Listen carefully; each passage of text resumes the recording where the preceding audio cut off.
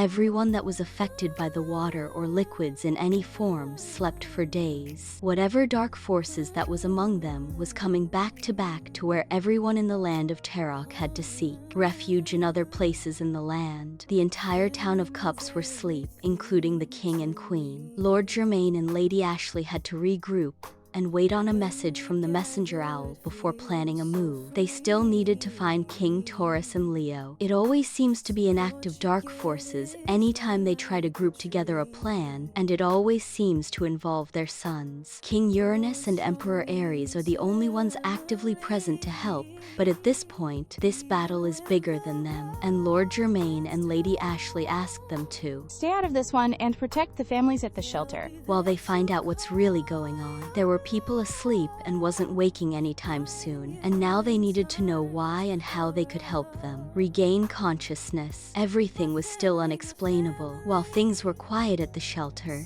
things were also quiet where Leo and Taurus were. They were together with no clue to why they were being held captive in a place where they were free to walk and roam, but with no way out, no exit or sign of entry. The messenger owl finally reached where they were, but was puzzled to how anyone would get in or out where they were. The messenger owl could sense both of their energies but had no way to see them or get in where they were. The messenger owl is now heading back to report its findings, and while that is happening, Leo and Taurus try to think like their brother, Uranus, and find their way out. What do you think Uranus would do in a situation like this? We'll create something out of nothing, I guess. Our powers are useless here. Lord Germaine decided to investigate these attacks in other areas to see if their families and lands were being targeted or if this was happening all over. He disguised himself as a citizen. Lady Ashley made him appear differently and changed it where he could not be sensed by darkness before he gets where he is going. He was prepared to be gone a while with plenty of fresh fruit and food vitamins for vitality as he traveled. He didn't pack water with him because some parts of it was unsafe and they haven't had time to undo what's been done to tarnish it before he left out, so he will get some on the way in another town and test it with what Uranus made to show, whether it was safe or unsafe to drink or touch. Uranus built that, especially for his dad for his travels, but built something much bigger for the town so that they could get back to how they lived before. Everything was moving forward slowly, but with optimism. Lady Ashley kissed Lord Germaine on his way out and said, I love you. Be safe and I will be able to see everything you see with the tracker you have on you. And I will be able to see whatever you see.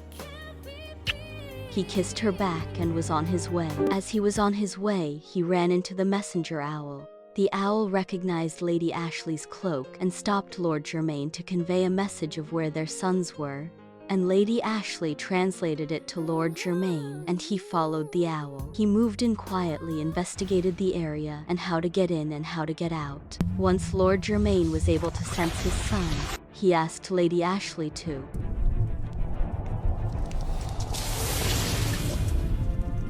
Teleport us all back.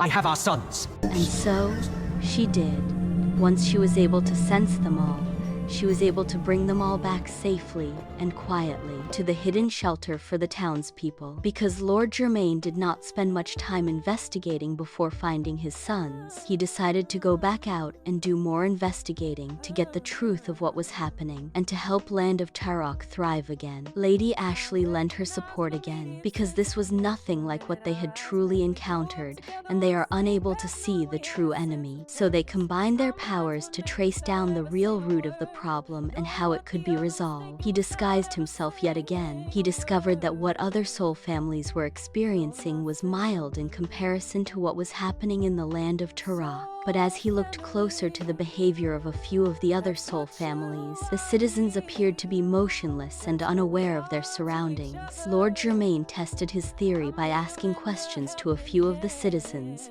and his theory was right. But there was one in Soul Family 5's town that was playing along to fit in until he noticed Lord Germaine, and they both discovered each other. Paul noticed Lord Germaine wasn't behaving like the other citizens, and he pulled him in and explained to him what he suspected was going on. It threw Lord Germaine off slightly, but nevertheless, he was happy to see at least one person that appeared to be in awareness, but he was also suspicious, and so was Lady Ashley. She could feel and sense everything that was happening, and they were also connecting telepathically, and any suspicion he had, Lady Ashley's intuition was heightened.